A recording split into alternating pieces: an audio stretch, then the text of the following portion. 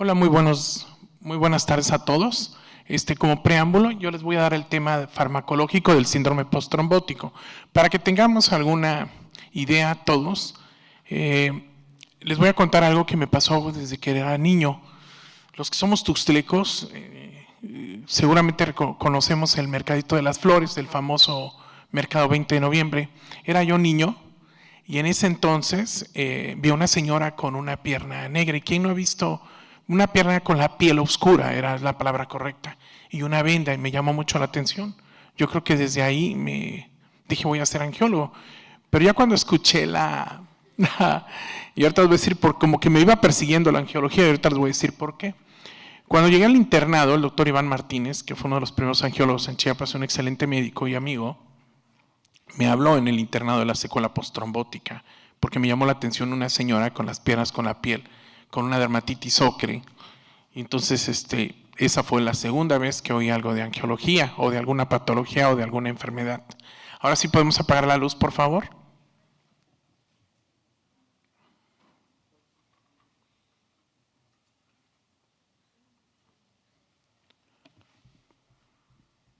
La luz. Pero sí se ve bien, ¿verdad? Para que continuemos rápido. ¿Sí? Ok.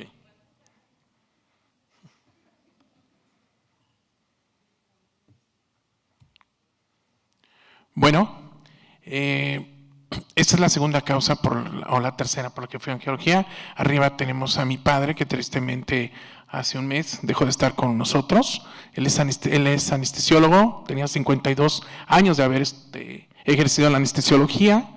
Él fue egresado del 20 de noviembre y tuvo la fortuna de ser miembro del staff de un hospital llamado Mosel, ahora es Ángeles del Mosel. Y abajo, en el cuadro de abajo, está el doctor Leonel Villavicencio, que también en enero dejó de estar en este mundo. Es uno de los mejores angiólogos de toda América. Él radicaba en Estados Unidos. Ellos dos operaron una safenectomía, me platicaba mi papá, por ahí del año 72, 73, cuando las cirugías, los pacientes los volteaban boca arriba, boca abajo, y eran 3, 4, 5 horas de cirugía de safenectomía. Entonces vamos a hablar ya sobre el síndrome. Antes de hablar del síndrome postrombótico, bueno, mi tema es el tratamiento, pero para hablar de tratamiento vamos a recordar qué es el síndrome postrombótico.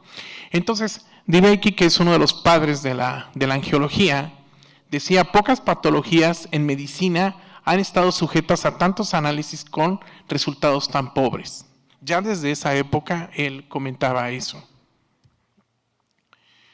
Entonces, a manera de recordatorio, el síndrome postrombótico es una complicación de la trombosis venosa profunda. Es decir, algunos pacientes, aunque tengan tratamiento médico, que hayan tenido trombosis venosa profunda de los miembros inferiores, van a tener en un porcentaje de un 3 hasta un 27%, que ya sea que tenga lesión de las válvulas, ya sea que le haya permanecido el trombo, que tenga alguna patología concomitante, entonces nos va a provocar un síndrome postrombótico. Ustedes recuerdan lo que les acabo de decir desde un inicio, cómo se presenta una extremidad con un síndrome o una secuela postrombótica.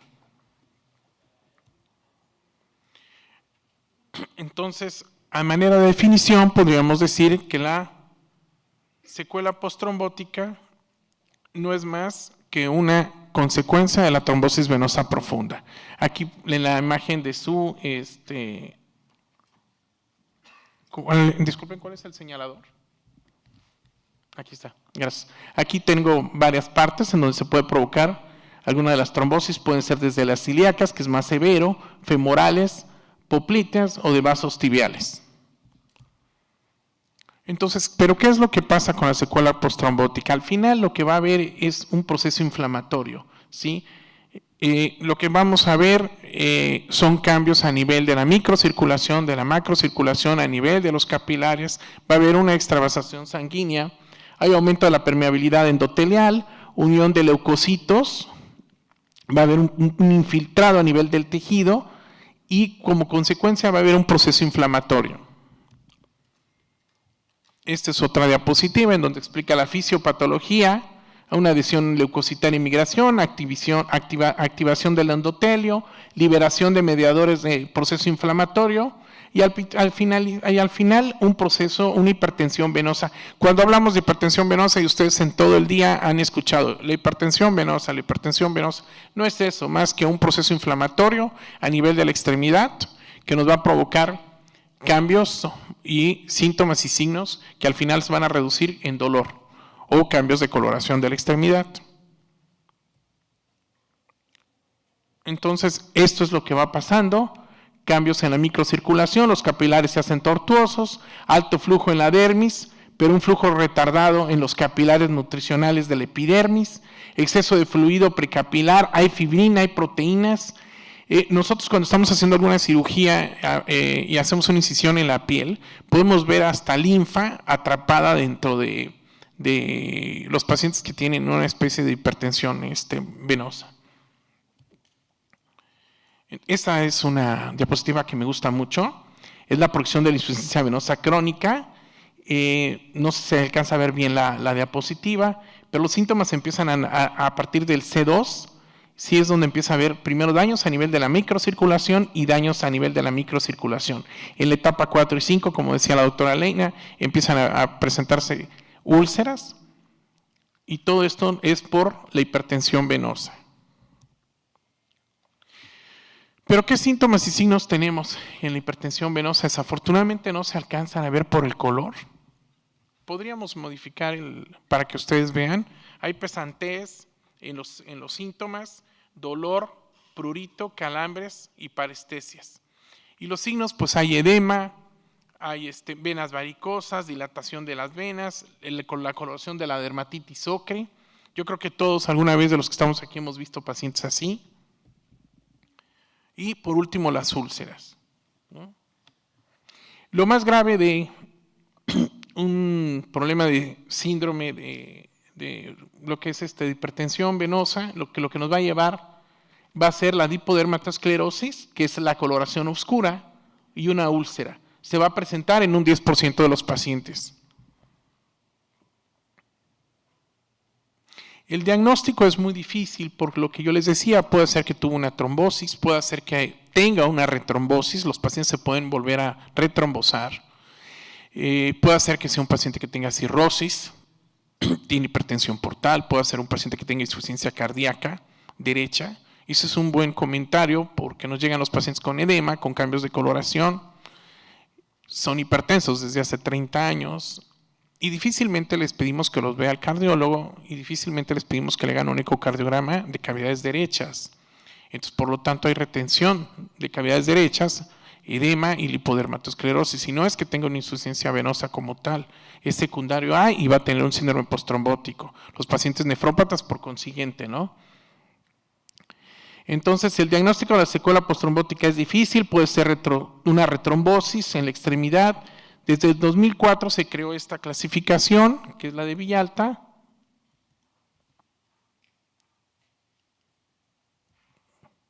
No se va a ver, pero al final habla de los síntomas y signos, no sé si se alcanza a ver.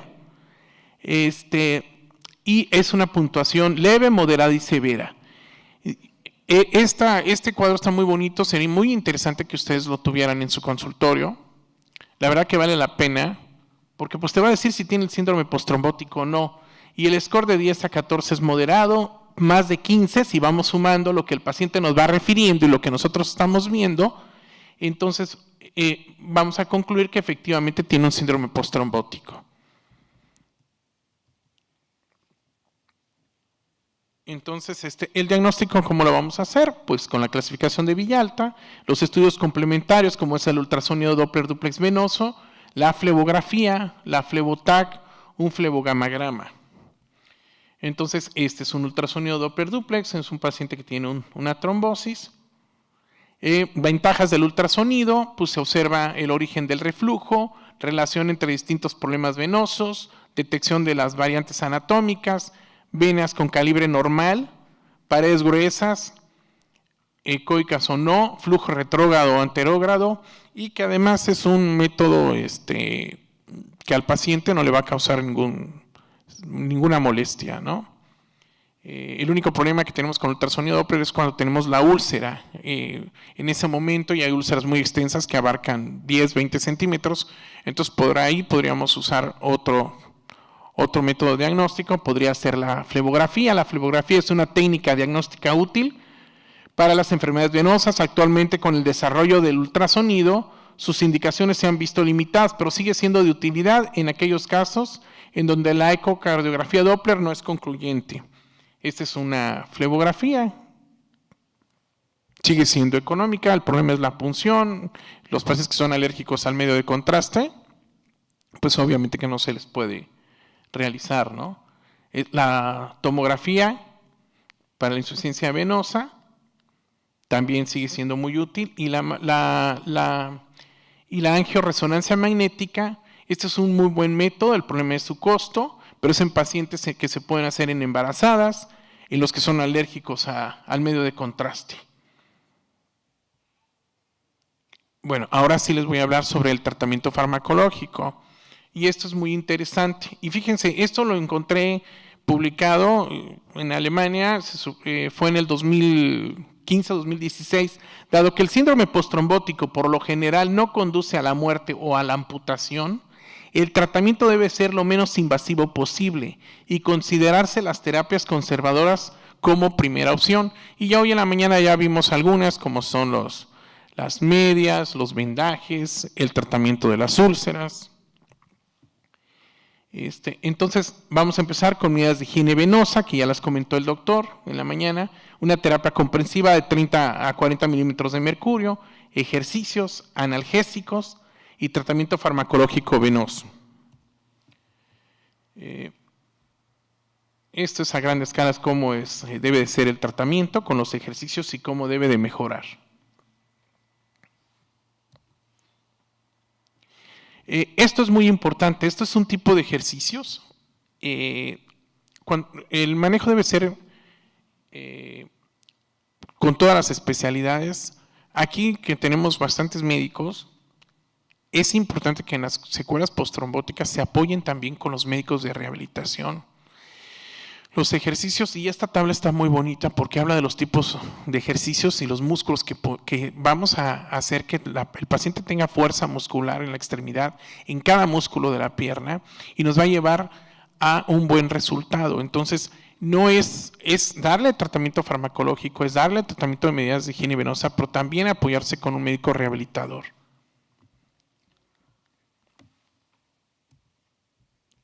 Las medidas de compresión, el calibre que deben de ser. En los pacientes que tienen úlcera, pues obviamente que no van a tolerar las medias. Entonces tendríamos que utilizar el vendaje compresivo que nos dio el doctor hoy.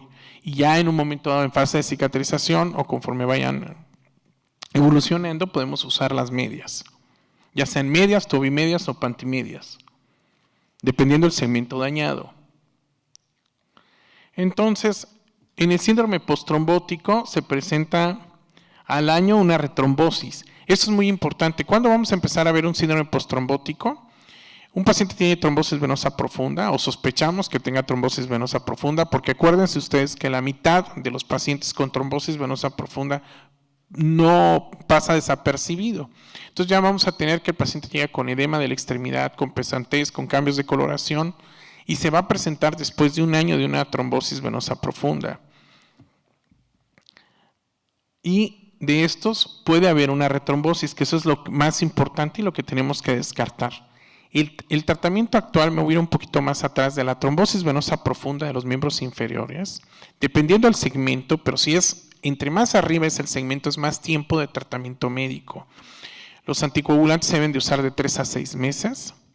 Actualmente hay un protocolo en donde se está usando hasta 1 año o 2 años, pero el tratamiento, si lo dejamos 6 meses porque la trombosis fue a nivel de la ilíaca, después tenemos que seguirnos con tratamientos como la sulodexida o algún otro venotónico por 2 años. Y ahorita lo vamos a ir viendo.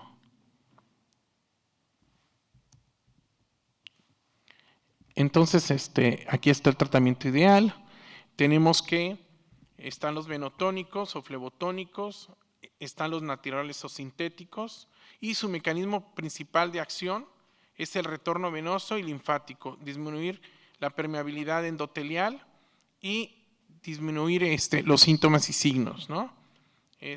Dentro de los medicamentos que tenemos está la sulodexida, que yo les había hablado hace ratito. Este es un estudio que se hizo en el 2014 italiano, en donde se da tratamiento médico por 2 años.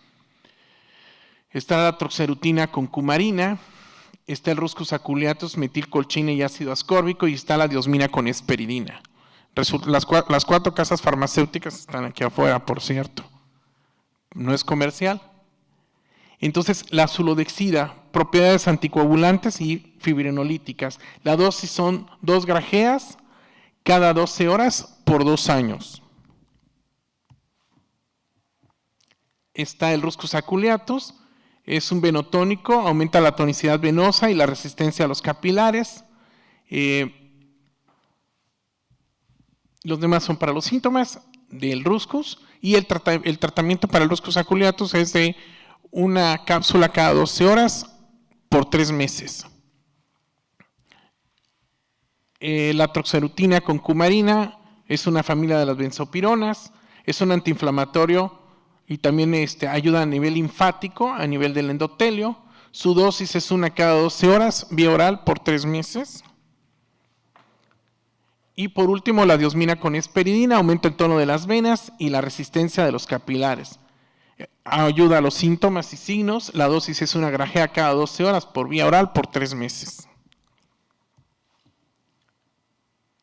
En la trombosis venosa profunda, las nuevas guías del 2000 sugieren un anticoagulante por tiempo indefinido, aproximadamente 1 año, que es lo que yo les comentaba, y después un venotónico con tratamiento que puede ser de 3 meses, 6 meses o, dependiendo del medicamento, hasta 2 años. Pacientes con síndrome postrombótico grave, que persisten con la úlcera, que persisten con claudicación, que persisten con dolor, entonces tendríamos que ir identificando la causa, ¿no? Puede ser un síndrome May-Turner, puede ser un síndrome de cascanueces, puede ser una hipercoagulabilidad. Entonces ahí sí cambiará nuestro plan, porque entonces sí tendríamos que llevarlo a un tratamiento quirúrgico. ¿Y qué tratamiento quirúrgico tenemos? Pues están los bypass venosos, están las valvuloplastías que hablaba la doctora Nora hoy, pero que ya no se utilizan prácticamente, y están las angioplastías venosas con colocación de stent. Aquí el único inconveniente es el costo, pero tiene sus indicaciones precisas en pacientes que tienen claudicación, que tuvieron una trombosis, que su pierna ya tiene edema, ya pasó 1 año, no mejoran, claudican, tienen cambios de coloración, tienen varices. En estos pacientes está indicado el tratamiento quirúrgico. Entonces, la conclusión, el síndrome postrombótico está unido a una hipertensión venosa, acompañados de lesión en tejidos vasculares, dérmicos y subcutáneos. Gracias.